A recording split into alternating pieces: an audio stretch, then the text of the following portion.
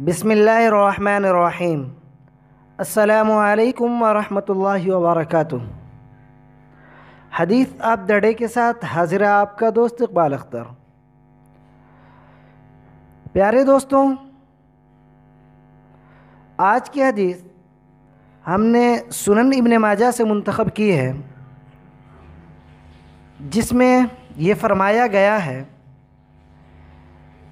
कि अगर कोई मुसलमान किसी मुसलमान को काफिर कहे, अगर वो काफिर नहीं है तो वो जुमला उसी की तरफ लौट आता है जिसने कहा हो।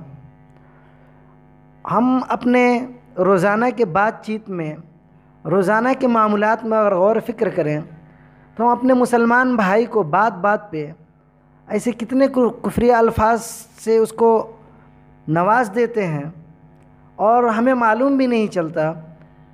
गौर करें कि हमारी ज़रा से गफलत उसको तो नहीं बल्कि हमें किस हद तक पहुंचा सकती है। मुमकिन है कि अल्फाज हमें जहन्नम के गड्ढे तक पहुंचा दें।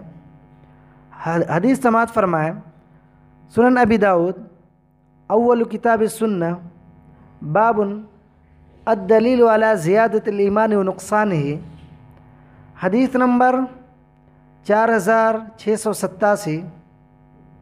अन इब्न उमर क़ाल क़ाल रसूलुल्लाह सल्लल्लाहु अलैहि वसल्लम।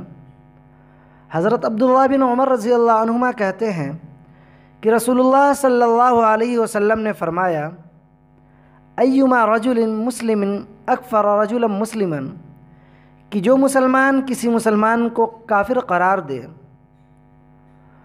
फ़इन कान काफिरन, तो अगर वो काफिर है तो कोई बात नहीं, व इन कान हुवल काफिर, वरना वो कायल यानी जिसने अपने मुसलमान भाई को काफिर कहा था ख़ुद काफिर हो जाएगा।